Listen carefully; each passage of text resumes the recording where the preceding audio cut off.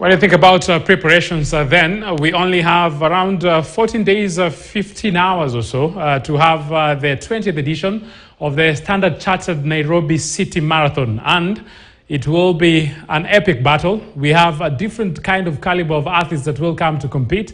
And when we think about preparations, then I think the local organizing committee and every other single person that has been able to try as much as possible to make this again be a reality have been able to do the better part of the work, and we're just waiting to smile and also celebrate. Welcome, ladies and gentlemen in studio. Karibuni sana. Thank you very much. I hope you've been well. I'll start with Peter. How are you? And jitambulishe for the person who's watching you for the very first time. Yeah, thank you. Thank you, Moses, and thank you for having us. My name is Peter Getao. I chair the local organizing committee for the Stanchart Nairobi Marathon. Safari imekuwa vipi? Safari ni njema. We are very excited. As you mentioned, it's our 20th edition. So yes.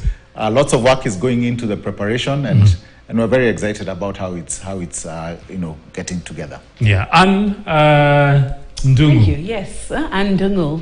And thank you very much, Moses, for having us this afternoon. You're probably wondering what role I play. I am a former project manager of the Nairobi Marathon from 2003 to 2007. So I have a little bit more history of the early days, and it'll be a pleasure to discuss some of that with you. The early days of seeing is believing. It's the early days of seeing is believing, early days of what the marathon brought. Seeing is Believing is a charity that the proceeds of the marathon was going into to prevent avoidable blindness. And back then we were working with two organizations. There was All Malo Trust, which was based in Laikipia, Samburu, and the PCA Kikuyu Hospital. And, just seeing what that, how people's lives changed, that we were able to do operations on children with congenital cataracts at PCA Kikuyu Hospital to enable them see for the first time in their lives, to simple things like just providing clean water in Samburu that would enable the children there to be able to wash their faces and prevent the flies from coming into their eyes and causing trachoma and other illness. So it was amazing, and it still is amazing, because up until 2018 Seeing is Believing was a charity that was funded from the proceeds. Whatever people contributed by buying the t-shirt, that's what went into facilitating. Maybe before I bring in Peter, help us understand the transition from the days of Seeing is Believing to now the Future Makers, and how well do they connect, and at the same time, is the vision, the mission, and also the kind of drive still the same? I believe so, but I think Peter will be better. He's experienced both Seeing is Believing and Future Makers, so I think Peter will be a better place to give that vision.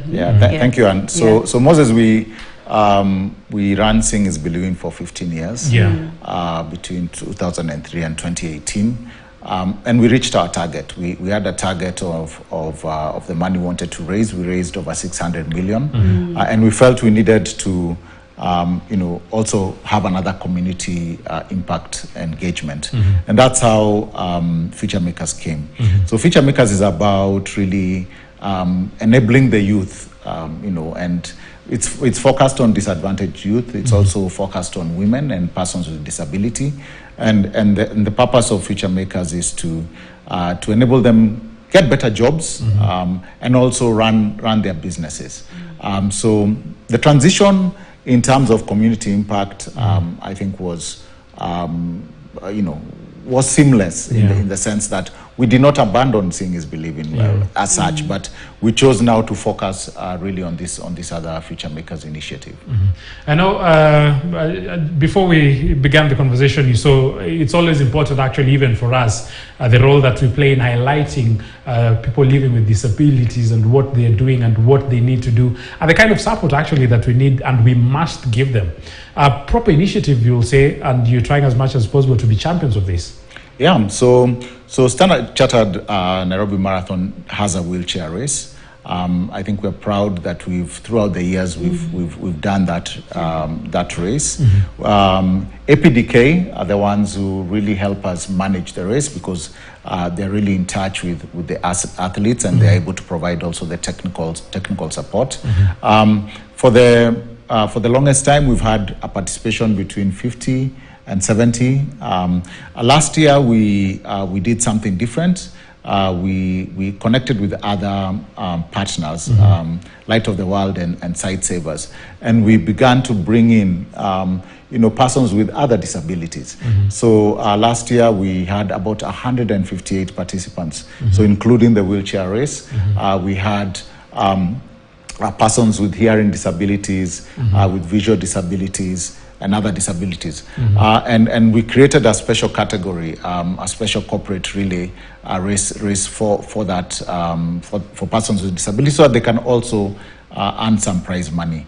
So as a bank, we are trying to create a platform where it's inclusive.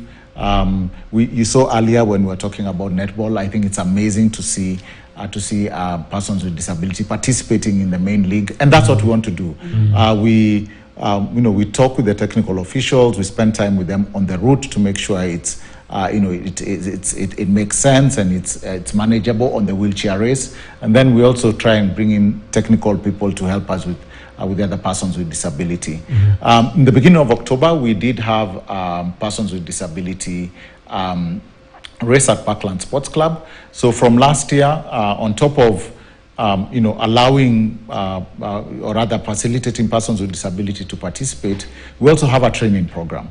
And we felt that sometimes someone may show up at the race and they have not trained enough. So we started a training program for persons with disability. So we're having some good success, and we plan to continue with that.